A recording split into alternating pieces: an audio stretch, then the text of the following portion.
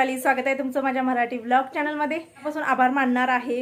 व्हिडिओच्या शेवटी तुम्हाला कळणारच आहे, जसं टायटल थंबनेल पाहून कळलंच असेल, 50K आज पूर्ण झालेले आहेत आणि ते पण तुमच्यामुळे झालेले आहेत.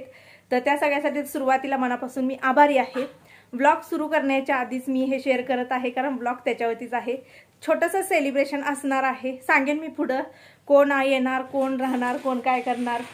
पण आज त्या सेलिब्रेशनसाठी काहीतरी असं बनवणं गरजेचं आहे. बघा, घरामध्ये बाहेर कुठेही जाणार नाही, आम्ही घरामध्येच बनवणार आहोत. तर आता काय बनवणार आहे, जी काही थाळी असणार आहे, सिंपल पद्धतीची असो कशी असे ना, मी सगळं तुमच्याशी शेअर करणार आहे. या साहेबांचं बघा काय चालू आहे. आणि काल ना मला खूप साऱ्या कमेंट अशा आल्या की ताई तू आरूला का रडवलं, तो झोपल्यानंतर ते मांजर सोडायचं होतं वगैरे. तर हा ना दर 4 दिवसाला मांजर डॉगी उचलून घेऊन येतोय. हा जर यानं आणलेले घरात जर ठेवली का नाही तर खरंच सांगते मी घर भरेल एवढं असं हे प्रेम आहे त्याचं. मी ते शौक जो आहे तो त्याचा पूर्ण करणार आहे. ज्या वेळेला आपलं मोठा घर होईल, मोठा बंगला होईलच लवकर, होय ना. त्याच्याबद्दल मला खूप कमेंट आहेत की ताई ते कधी होणार आहे, तर मी सांगेन तुम्हाला ते सगळं. तर त्यावेळेला ना मी त्याचे सगळे शौक जे आहेत ते पूर्ण करणार आहेत. त्यावेळेला त्यांना जेवढी म्हणजे एक आमची ह्याच्यानुसार आम्ही ते सगळी ठेवणार आहोत. मग डॉगी असू दे, कॅट असू दे, काही असू दे. आता नाहीये, कारण आता सांगते आणि घर पण छोटं आहे. आजचं जे सेलिब्रेशन आहे ते आपलं पहिला बघूया. तर आज सेलिब्रेशनसाठी मी काय बनवणार आहे, केक तर तसा तर असणारच आहे, पण जी थाळी असणार आहे ती थोडीशी वेगळ्या पद्धतीनं, ज्या डिश मी आतापर्यंत शेअर केल्या नव्हत्या त्या थोड्याशा मी शेअर करणार आहे. आता कोण कोण येणार आहे काय हे पुढे जाऊन मी सांगेन. आता जास्त बोलत नाही, आता लगेच लागते स्वयंपाकाला. टायमिंग दाखवते तर 6:30 वाजलेल्या आहेत. लेट झालेला आहे त्या मानाने. तर आता सुद्धा आलेला आहे, घामाघूम आहे बघा बाहेरून खेळून. हा काय सांगतील मावशांना? थँक्यू मावशांनो एवढं प्रेम दिल्याबद्दल. हा तू रडला काल, खूप वाईट वाटलं मावशांना.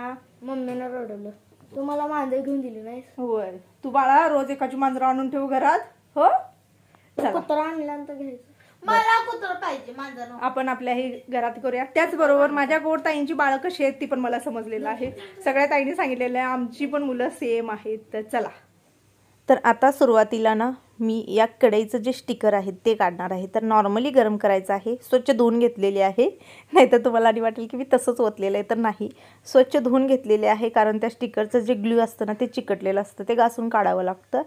आणि इथं घेतलेलं आहे बरोबर 1.5 लिटर दूध, म्हणजे अर्धा किलोच्या 3 पिशव्या मी वापरलेल्या आहेत. आता यामध्ये आपली जी बासुंदी निघणार आहे ती किती निघणार आहे हे तुम्हाला पूर्णपणे मी दाखवणार आहे.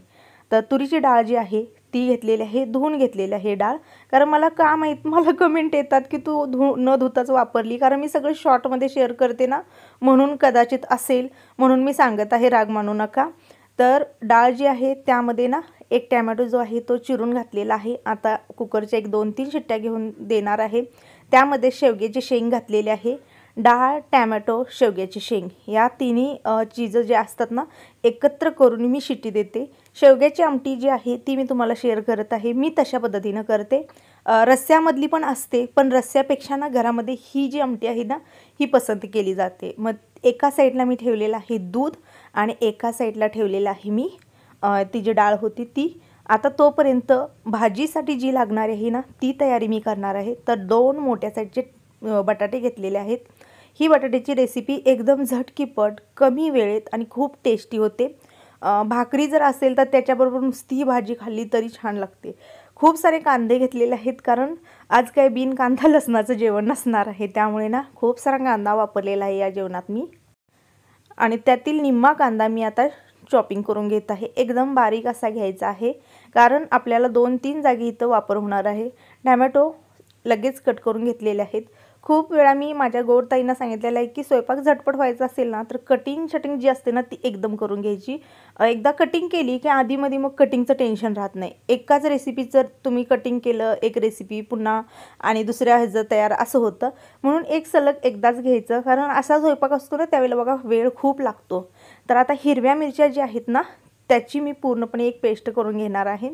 आलं लसणाची माझ्याकडे ऑलरेडी तयार पेस्ट जी आहे ती यावेळेला मी आणलेली आहे. डीमार्टला गेलेली, कधी जाईल तेव्हा आणते, कधी घरी बनवते, तसं काय नाही.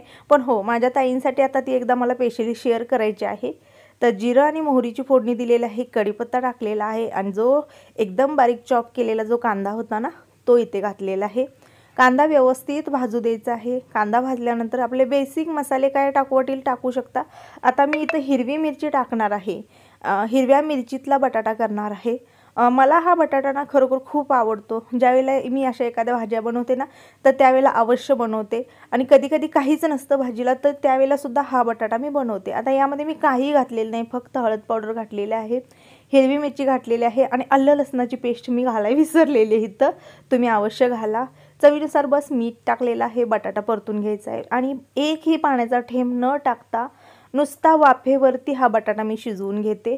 अजिबात पाणी वगैरे ओतायचं नाही आहे बटाट्यामध्ये.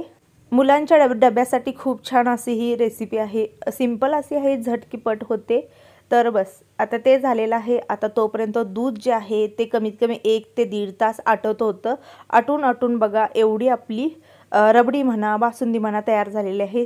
वेलची पावडर टाकलेली आहे, साखर थोडीशी वितळून घ्यायची आहे यामध्ये आणि नॉर्मली 1 चुटकीवर मी कलर टाकलेला आहे, का तर थोडासा कलर वेगळा यावा म्हणून. बस आता हे काढून फ्रीजला ठेवायचं आहे आपल्याला, जेणेकरून ती बासुंदी जी आहे सेट होते. असंच जर बाहेर ठेवली तर एकदम घट्ट होणार नाही, पण हीच बासुंदी फ्रीजमध्ये ठेवली तर अप्रतिम होते. तर आता इकडं कुकर पण झालेला आहे, तिकडे माझी भाजी पण झालेली आहे. तर आता ट्रान्सफर करणार आहे, कारण याच कढईमध्ये ना मी दुसऱ्या भाजीला फोडणी देणार आहे. आता कढईचं पण टेन्शन नाही, माझी दुसरी कढई आलेली आहे ही, तर ती पण कढई मी काढून आहे ना दुसरं त्यामध्ये भाजी बनवणार आहे. तर भांड्यांचाही वापर जो असतो तो मी कुठली रेसिपी अशा करते ना, एक 4-5 मेनू बनवते ना, मी त्यावेळेला भांड्यांची खबरदारी घेते बघा, कारण पुन्हा तो राडा आपल्याला सगळा काढावा लागतो. तर बस थोडंसं हलकंसं मी घासून काढलेलं आहे, जास्त काही खरडलेलं नाही. तर बघा आता ही अशी आहे, पुन्हा एकदम थिक होते. तर आता ही थोडीशी थंड झालेली आहे, मी आता फ्रीजला ठेवणार आहे, तोपर्यंत सेट होते. तर आता त्या कढईमध्ये मी थोडंसं तेल घातलेलं आहे आणि आता यामध्ये ना दुसरी भाजी जी आहे ती बनवून घेणार आहे. तर डाळ आणि शेवग्याची शेंग.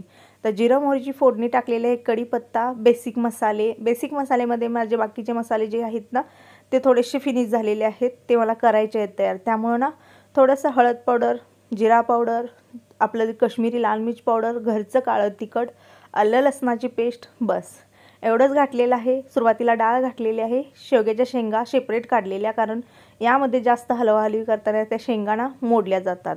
आणि वरून शेंगा, थोडंसं मीठ टाकलेलं आहे आणि गोडा मसाला खूप फेवरेट आहे माझा मसाला. खूप वेळा मी लिंक दिलेली आहे व्हिडिओमध्ये, याही व्हिडिओमध्ये त्याची लिंक देईन. माझ्या नवीन ताई असतील त्या तिथं जाऊन बघू शकतात. आणि आता मी बनवणार आहे भात. आता ड्रायफ्रूट भात, त्यामध्ये तुम्ही वेगवेगळे ड्रायफ्रूट वापरू शकता, पण मी फक्त आणि फक्त काजू वापरणार आहे, कारण इतर ड्रायफ्रूट भातामध्ये जास्त पसंत करत नाहीत मुलं म्हणतात एक वेळ स्वीटमध्ये टाक.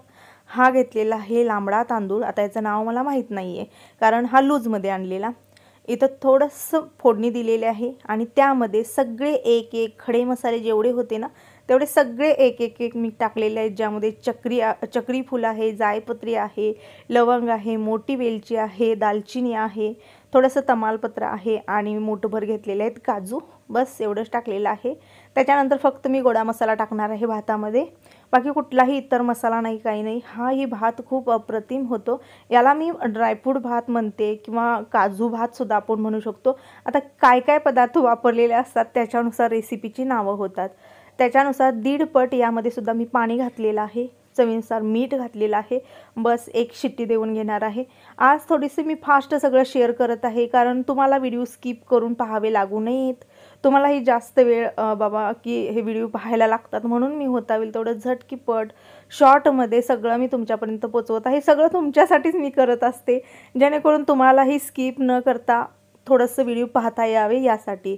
तर आता त्या जी कढई होती ना ती मी धुवून घेतलेली आहे, त्यामध्ये थोडं तेल, थोडं बटर मी घातलेलं आहे आणि त्यामध्येच बारीक चॉप केलेला फिरवून घेतलेला जो कांदा होता ना तो टाकलेला आहे. आणि आता 2 ते 3 टॅमॅटोची प्युरी मी तयार करून घेणार आहे. प्युरी यामध्ये अवश्य वापरायची आहे. इतर कुठलाही मसाला, ना खोबरं, ना तीळ, ना खसखस, काहीही नाही, फक्त कांदा आणि टॅमॅटो. तर पनीर टिक्का कशा प्रकारे बनवायचा तर ते तुम्ही आज पूर्णपणे डिटेल्समध्ये बघा. खूप सिंपल आहे. 2 मोठे साईजचे पॅकेट होते ना ते मी घेतलेले आहे, त्यातलं थोडंसं 1-2-4 तुकडे मी ठेवणार आहे, बाकीचे सगळे मी वापरणार आहे. कांदा व्यवस्थित आपला तेलामध्ये शिजवून घ्यायचा आहे. आणि हे बघा, हे तयार पॅकेट मिळतं अगदी मार्केटमध्ये कुठंही मिळून जाईल। यातील जवळजवळ मी 1.5 चमचे मसाला घेतलेला आहे आणि त्यामध्ये ना जवळजवळ अर्धी वाटी दूध घातलेलं आहे। हा मसाला आपल्याला ऑलरेडी मार्केटमध्ये मिळतो। हा मसाला जर नसेल तर मग काय सेपरेट थोडंसं दही, थोडंसं बेसिक मसाल्यामध्ये ते डीप करायचं आहे, ते थोडंसं पनीर भाजायचं आणि वापरायचं। पण माझा अंदाज सांगेन की हा मसाला एकदा वापरून बघा आणि मग तुम्ही ठरवू शकता की तुम्हाला मसाला वापरून करायचा आहे किंवा विदाउट मसाला। आता टॅमॅटो प्युरी टाकलेली आहे, व्यवस्थित असं हलवून घेतलेलं आहे आणि त्यामध्ये तो जो ते केलेला तयार मसाला होता, दूध आणि पनीर टिक्का मसाला मिक्स करून यामध्ये घातलेला आहे। आता इथं मी घालणार आहे माझे बेसिक मसाले, ज्यामध्ये मी घातलेले कश्मीरी लाल मिर्च पावडर, थोडंसं मी हळद पावडर घातलेले आहे। ऑलरेडी त्या मसाल्यामध्ये सगळंच असतं, त्यामुळे इथे तुम्हाला एक्स्ट्रा मसाले कुठलेही वापरायची गरज नाहीत। तर मी फक्त कश्मीरी लाल मिर्च पावडर आणि माझा घरचा काळा मसाला एवढंच वापरलेला आहे, बाकी सगळे मसाले ऑलरेडी आहेत। तर ना माझं बऱ्यापैकी झालेलं आहे, बऱ्यापैकी म्हणजे आता मी ग्रेव्ही जी आहे ती शिजवून घेत आहे, अजून तेल सुटलेलं नाही। माझ्या ग्रेव्हीला ना मला पूर्ण तेल सुटल्याशिवाय ना त्यामध्ये मसाले टाकू वाटत नाहीयेत। तर चला आता मला तुम्हाला इथं मध्येच मी हे शेअर करत आहे, कारण मला काल कढईबद्दल प्रचंड कमेंट होत्या कढईबद्दल काल की प्राइस सांगितली नाही। तर सॉरी म्हणेन मनापासून माझ्या ताईंना, माहित नाही कसं विसरलं, बहुतेक ते कॅमेरा हे करण्याच्या नादात विसरलं। तर कढई ना मला 2700ला बसलेले आहे। तिथं कसं आहे सांगते मी, 1 किलो, आता ही पितळ आहे तर 1 किलो पितळ कलई सक्ती 1300 ते 1350 असं आहे, त्या हिशोबानं त्यांचा रेट ठरला जातो। मग आता मी आणलेली भांडी जी होती ती 1000नं बसलेली मला तिथं मार्केटमध्ये। मग ते कलई करून घ्यायला तेवढं जातं, कारण एक पातेलं जवळजवळ 1 किलोपेक्षा जास्त आहे, त्यामुळे तेवढं ते कलईला घेतात। एवढ्या छोट्याशा भांड्याला ना कलईला 100 रुपये आहेत, मग ते पातेली मोठी आहेत त्यामुळे ते तेवढं तिथल्या तिथं पुन्हा ते पॉलिश वगैरे सगळं करून देतात। झालं आता कढईचं झालं, 2700ला मला बसलेली आहे कढई, कारण वर थोडंसं वेट आहे। आणि दुसरी म्हणजे तुम्ही जो माठ बोलत होता की मला तो माठ महाग लागलेला आहे, तर त्यासाठी पण थँक्यू की तुम्ही तुमचंही शेअर केलं। पण कसं असतं बघा की माठ दिसण्यावरती नसतं, वेटवरती असतं, तर त्याच्या वजनानुसार ती जी प्राइस आहे ती बरोबर आहे। कारण आज तुमच्याजवळ जो माठ असेल तो वेटला तेवढाच असेल किंवा माझ्याजवळचा जो असेल तो वेटला तेवढाच असेल असं नाहीये ना, त्यामुळे हा जो माठ आहे ना याचं वेट थोडंसं जास्त आहे, त्यामुळे ते तेवढ्या हिशोबाने बसलेलं आहे। तर तुम्हाला माठाचं मी काल हिशोबच सांगितलेला आहे की त्याचा नळ जो आहे तो स्पेशली 250 रुपयाला सेपरेट आहे। मी काय सांगितलेलं की 250 रुपये ते सेपरेट काढा तुम्ही, आणि जो माठ आहे त्याची प्राइस करा। 31 रुपये मी दिलेले आहेत। आता त्यामध्ये पण मी टोटली सगळं करून दिलेलं असतं, आपण ओळखीचं असतं, एक 10-20 रुपये इकडं तिकडं होऊन जातं, पण त्यांचा जो प्राइस रेट आहे एक फायनल तो तेवढा आहे। आता याच व्हिडिओमध्ये मी त्यांचा डिस्क्रिप्शनमध्ये नंबर देत आहे, प्लस त्यांचे स्क्रीनशॉट, त्यांचे जे कार्ड आहेत ना त्याचे स्क्रीनशॉट मी देत आहे। हे एवढ्यासाठी सगळं करत आहे की माझ्या इथल्या कोल्हापुरातल्या ज्या ताई आहेत ना त्यांच्या मला कमेंट येतात, मग त्यांच्यासाठी मी सगळं डिटेल्समध्ये आज ह्यामध्ये देत आहे। बघा तुम्हाला जिथं रेट परवडेल तिथं तुम्ही घेऊ शकता। आता मला जिथं परवडला तिथं मी घेतलेलं आहे, असं काही नाहीये की तुम्ही तिथंच जा वगैरे काही नाहीये, तुमच्या हिशोबाने तुम्हाला जिथं स्वस्त पडेल तिथं तुम्ही घेऊ शकता। फक्त मी इथं तुम्हाला रिकमेंडेड का करत आहे, कारण मी ऑलरेडी त्यांच्याकडून घेऊन आलेले आहे।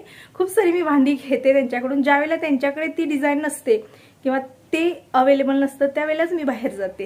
कारण तुम्ही पाहिलेलं असेल प्रत्येक व्हिडिओमध्ये की मी शेगडी, छोटी शेगडी, मोठी शेगडी जे काय आहे ते मी तिथूनच आणलेलं आहे। तर असो बघा तुमच्या ह्यानं, आणि मनापासून आभारी आहे, कारण हा दिवस तुमच्यामुळे आलेला आहे माझ्या आयुष्यात। 50Kचं जे मी काय जेवण बनवत आहे, डिश बनवत आहे, हे तुमच्यामुळे आहे। आणि किती जरी गेलं, काही जरी केलं तरी तुम्हाला क्रेडिट द्यायचं मी कधीही कमी करणार नाही, कारण तुम्ही आहात म्हणून मी आहे, मी आहे म्हणून तुम्ही आहात असं म्हणणार नाहीये। तर चला आता इथं झालेलं आहे। तर आता ना इथे बघा किती मस्त असं तेल सुटलेलं आहे, कारण ऑलरेडी आपण थोडंसं बटर पण वापरलेलं होतं, त्यामुळे मस्त असं तेल सुटलेलं आहे। आता तुम्हाला ग्रेव्हीची जर बाबा एवढंच घट्ट हवं असेल ठेवू शकता, याच्याहून पातळ पाहिजे असेल तर थोडंसं पाणी वाढवा। मी नॉर्मली पाणी वाढवणार आहे, कारण मला पनीर टाकल्यानंतर आणि एकदा शिजवून घ्यायचं आहे। तर तुम्ही पाहिलं असेल किती पाणी वापरलेलं आहे। पनीर टिक्का एकदम सोपी रेसिपी आहे ही, आणि हो खायला अप्रतिम लागते। आता इथं 2 प्रकारे करतात, एक म्हणजे मी यामध्ये साखर टाकलेली नाही, तुम्हाला पाहिजे असेल तुम्ही साखर टाकू शकता, पण शक्यतो साखर टाकत नाहीत, असंच खाली जाते। चवीनुसार मीठ टाकलेलं आहे, झाकून ठेवलेलं आहे शिजवायला। आता एक थोडीशी चांगली उकळी येऊ दिली की मग मी गॅस बंद करणार आहे. तोपर्यंत सुरू झालेली आहे माझी आवरावर. कारण माझ्या गोडताईंना माहीत आहे की ज्यावेळेला मी महत्त्वाचं जे काय पदार्थ असतात ते बनवून घेते आणि चपाती असू दे, पुरी असू दे किंवा भाकरी असू दे, त्याच्यासाठी मी पूर्ण काउंटरटॉप रिकामा करून घेते. माझी एक ती सवयच झालेली आहे की काम कमी ह्याच्यात करायचं असेल तर कशा प्रकारे करायचं. तर मी खूप वेळा सांगितलेलं आहे की आधी पसारा सगळा आवरून घ्यायचा आणि मग पुढचं काम करायचं. तर बघा हे बनवून आणलेलं आहे तुमच्या दादानं आणि खाली काय लिहिलेलं आहे, सर्व ताई व दादांचे खूप खूप आभारी आहे. आता हे सगळं उद्याच्या ह्याच्यामध्ये तुम्हाला दिसून येईल, पण अर्जंट आहे ना, हे जाऊन ते घेऊन आलेले आहेत. सगळं करेन मी शेअर, खूप सारं मन मोकळं करणार आहे मी त्या व्हिडिओमध्ये. त्यामुळे तो व्हिडिओ अजिबात मिस करू नका, कारण तो व्हिडिओ खास तुमच्यासाठी असणार आहे.